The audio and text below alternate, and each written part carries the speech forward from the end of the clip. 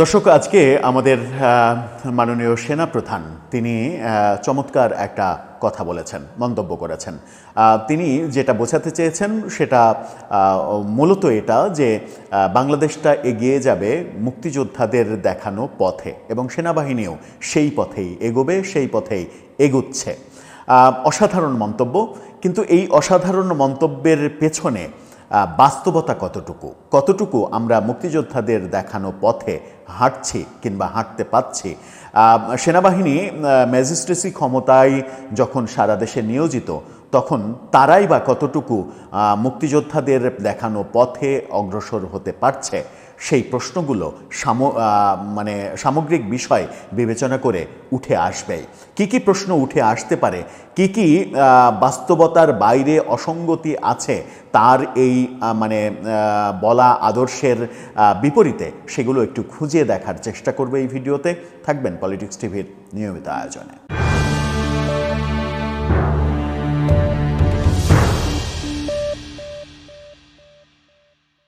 দর্শক, বলছিলাম আমাদের সেনাপ্রধানের কথা। সেনাপ্রধান জেনারেল ওয়াকারুজ্জামান তিনি আজকে একটি অনুষ্ঠান করেছেন, অসাধারণ অনুষ্ঠান।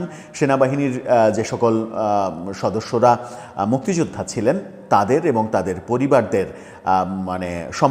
সম্মাননা জানিয়েছেন।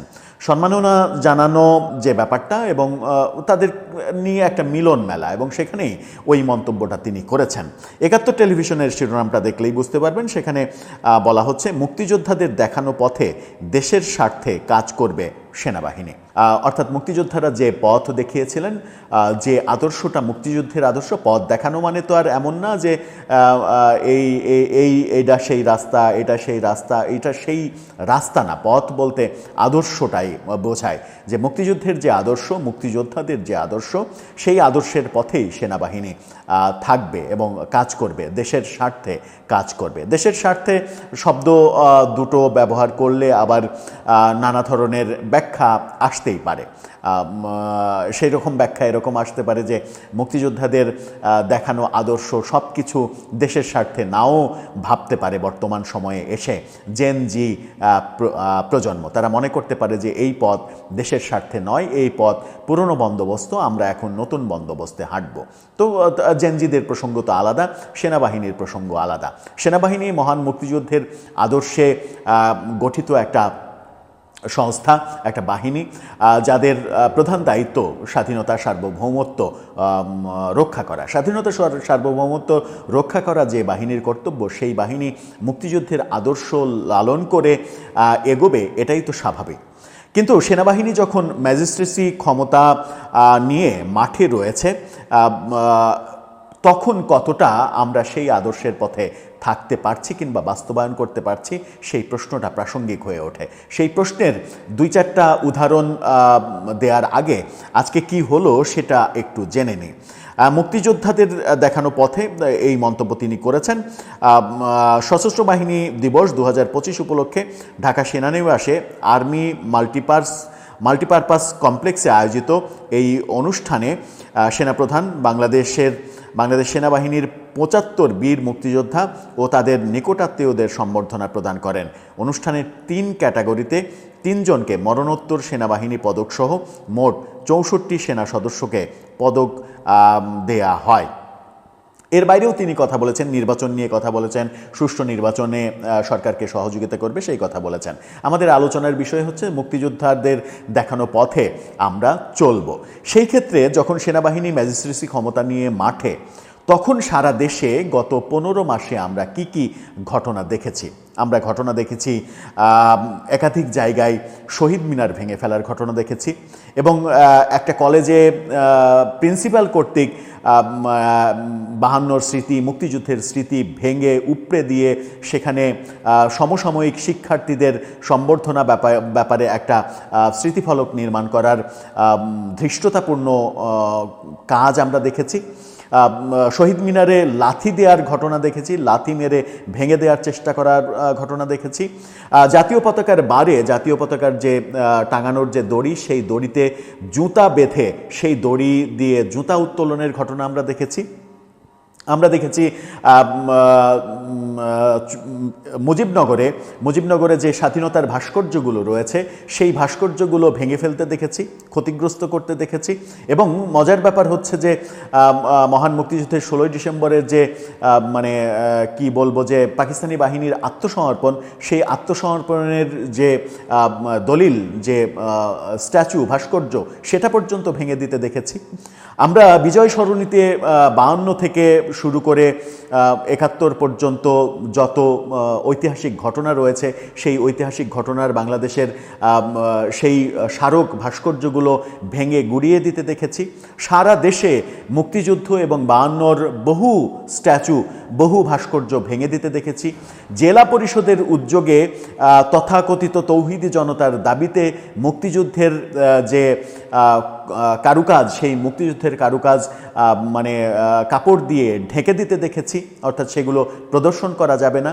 এই ঘটনাগুলো বাংলাদেশে ঘটেছে, নাম না জানা আরও অনেক কিছু ঘটেছে। এই ঘটনাগুলো যেমন ঘটেছে, তেমনি বাংলাদেশের বহু জায়গায় মুক্তিযোদ্ধাদের গলায় জুতার মালা দেওয়ার ঘটনা আমরা দেখেছি। মুক্তিযোদ্ধাদের গলায় জুতার মালা দেওয়া হয়েছে। মুক্তিযোদ্ধা সাবেক প্রধান নির্বাচন কমিশনার, তাকে গ্রেপ্তারের পর তাকে জুতা মারতে দেখেছি আমরা, ওই তৌহিদি জনতার ব্যানারে তার গালে মুখে জুতা মারতে দেখেছি।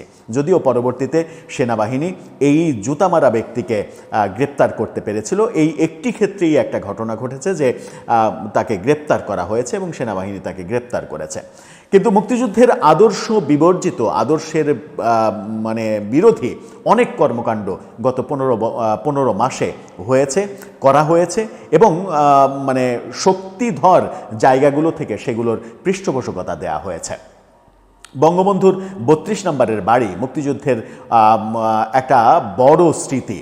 এই বাড়িতে থেকেই মুক্তিযুদ্ধ সহ বাংলাদেশের আন্দোলন সংগ্রামের বহু মানে পরিকল্পনা, বহু নকশা তৈরি করা হয়েছে। এই ঐতিহাসিক বাড়িটি যেদিন ভেঙে দেওয়া হয় গত ফেব্রুয়ারি মাসে, সেদিন সেনাবাহিনী সদস্যরা অসহায়ের মতো চেয়ে চেয়ে দেখেছে এবং সেটা সেনাবাহিনী কিন্তু ঠেকানোর চেষ্টা করেনি এবং সরকারও ঠেকানোর চেষ্টা করেনি। গত 17ই নভেম্বর শেখ হাসিনার মৃত্যুদণ্ডের রায়ের পরে আবারও 32 নম্বরের অংশবিশেষ যতটুকু আছে সেটুকু ভেঙে গুড়িয়ে দিতে যাওয়ার সময় কিন্তু তখন সেনাবাহিনী তাদেরকে আটকেছে কেন? কারণ আগের যে ফেব্রুয়ারিতে ঘটনাটা ঘটেছে, সেই ঘটনা বিশ্বব্যাপী এত বেশি নিন্দিত হয়েছে যে পুরো আইনশৃঙ্খলা রক্ষাকারী বাহিনীর মানে কি বলবো যে কার্যকলাপ এবং তাদের গ্রহণযোগ্যতা নিয়ে প্রশ্ন উঠেছে। সেই প্রশ্ন যেন আবার না ওঠে, সেই কারণে এবার ঠেকানো হয়েছে। মজার ব্যাপার হচ্ছে যে মুক্তিযুদ্ধের আদর্শে লালিত গঠিত এই বাহিনীর সামনে, এই 17 নভেম্বরে সামনে কিছু জঙ্গিরা মানে সেনাবাহিনীকে আমাদের পোষা কুকুর এই ধরনের কথা বলার ধৃষ্টতা দেখিয়েছে। তাদের গ্রেপ্তারের ঘটনা কিংবা তাদেরকে শায়েস্তা করার ঘটনা আমরা দেখিনি। সেনাবাহিনী এই মুক্তিযুদ্ধের আদর্শে গঠিত সেনানিবাস উড়িয়ে দেওয়ার কথা বলেছে কোনো রাজনৈতিক দলের নেতারা, তাদেরকে কিছু বলার ঘটনা আমরা দেখিনি। এই ব্যাপারগুলোতে হয়তোবা প্রশ্ন আসবে কিংবা প্রশ্ন তোলার অবকাশ তৈরি হয়েছে যে সত্যি মানে সেনাবাহিনীর যে অবস্থান, সেনাবাহিনীর যে আদর্শ, যে আদর্শের ভিত্তিতে গঠিত এই বাহিনী এবং আমাদের মাননীয় সেনাপ্রধান যে কথা বলছেন সেটাই তো মূল কথা, ওটা অসাধারণ কথা। সেইটা কতটা রক্ষা করতে পারলো? যদি না পেরে থাকে তাহলে সেই না পারাটা কি সরকারের জন্য নাকি অন্য কোনো কারণে? আমরা যখন দেখি যে সশস্ত্র বাহিনী দিবসের অনুষ্ঠানে মুক্তিযুদ্ধের আদর্শে লালিত গঠিত এই সেনা বাহিনী এবং প্রতিরক্ষা বাহিনীর আয়োজনে যখন আমরা দেখি বিতর্কিত রাজনীতিবিদরা, যাদের রাজনীতির সঙ্গে মহান 71-এর সংঘর্ষ রয়েছে, সাংঘর্ষিক অবস্থা রয়েছে, তাদের সদর্প উপস্থিতি, এটা যখন দেখি তখনও কিন্তু ব্যাপারগুলো প্রশ্নবিদ্ধ হয়। প্রশ্ন করার অনেক জায়গা রয়েছে। নানাভাবে স্বাধীনতা, মুক্তিযুদ্ধ, ৭২-এর সংবিধান সহ নানা কিছু যে বিতর্কিত করা হয়েছে, বিতর্কিত করার চেষ্টা করা হয়েছে, মানে এই দেশে বর্তমানে শেখ হাসিনার মানে বিরোধিতা করতে গিয়ে শেখ হাসিনার সঙ্গে মুক্তিযুদ্ধকে মিলিয়ে ফেলানোর যে ব্যাপার আমরা দেখেছি। সদর্পে কোনো রাজনৈতিক দলের নেতা বলেছেন যে ৫৪ বছরের যে গ্লানি, ৫৪ বছরের প্রতিশোধ এবার নিতে হবে। অর্থাৎ কারা ৫৪ বছর আগে দেশের বিপক্ষে ছিল, ৭১-এ কারা আমাদের মায়েদের বোনেদের পাকিস্তানি বাহিনীর হাতে তুলে দিয়েছিল গনিমতের মাল হিসেবে, সেগুলো তো আমরা সবই জানি। সেই ব্যাপারগুলো কতটা প্রতিরোধ করা সম্ভব হয়েছে, এই প্রশ্নগুলো আসবে। এই প্রশ্নগুলো যখন আসবে তখন হয়তো কেউ হতাশ হবেন। হতে পারে যে বাস্তবতার কারণে এগুলো মানে রুখে দেয়া সম্ভব হয়নি, কিন্তু এই বাস্তবতা বাংলাদেশে তৈরি হলো কেন? শেখ হাসিনা বিরোধী আন্দোলনটা কি মুক্তিযুদ্ধ বিরোধী আন্দোলন ছিল কিনা, সেই মানে সেটা না থাকা সত্ত্বেও, কোনোভাবেই তো শেখ হাসিনা বিরোধী আন্দোলনটা মুক্তিযুদ্ধ বিরোধী আন্দোলন ছিল না, কিন্তু সেটা না থাকা সত্ত্বেও মুক্তিযুদ্ধ বিরোধী শক্তিরা সেটাকে সেইভাবে ইউটিলাইজ করার চেষ্টা করছে কিনা, এবং সেই ইউটিলাইজ করার ক্ষেত্রে কতটা শক্ত ভূমিকা আমরা মানে আইনশৃঙ্খলা রক্ষাকারী বাহিনীর পক্ষ থেকে নিতে পারছি, সেই প্রশ্নগুলো বারবার আসবে, বারবার উঠবে, এবং সেখানেই মানুষ হয়তো হতাশ হবে। সেই হতাশা থেকে আমরা বেরিয়ে আসতে চাই। আমরা চাই এদেশে মুক্তিযোদ্ধাকে, মুজিবনগর সরকারকে, ৭২-এর সংবিধানকে যারাই ভুলণ্ঠিত করার চেষ্টা করবে, মুক্তিযুদ্ধের ঐতিহাসিক ব্যাপারটাকে যারাই বিতর্কিত করার চেষ্টা করবে, মহান ভাষা আন্দোলনের যে গুরুত্ব, সেই গুরুত্ব নষ্ট করার যারাই চেষ্টা করবে, তাদের বিরুদ্ধে অবধারিতভাবে, এটাও স্বাধীনতা সার্বভৌমত্বের প্রসঙ্গ, এটা অবশ্যই স্বাধীনতা সার্বভৌমত্বের প্রসঙ্গ, এবং সেই ব্যাপারে সেনাবাহিনী আরও বেশি অ্যাক্টিভ হবেন এবং আরও বেশি সোচ্চার হবেন, যেন আমরা সত্যি বুক ফুলিয়ে বলতে পারি যে আমাদের গর্বের ধন সেনাবাহিনী আছে, যারা থাকতে আমরা নিশ্চিত যে এই দেশের ভিতরে বাস করে কেউ মুক্তিযুদ্ধ বিরোধী কোনো অবস্থান নিয়ে কোনো ধরনের কথা বলতে কেউ না পারে।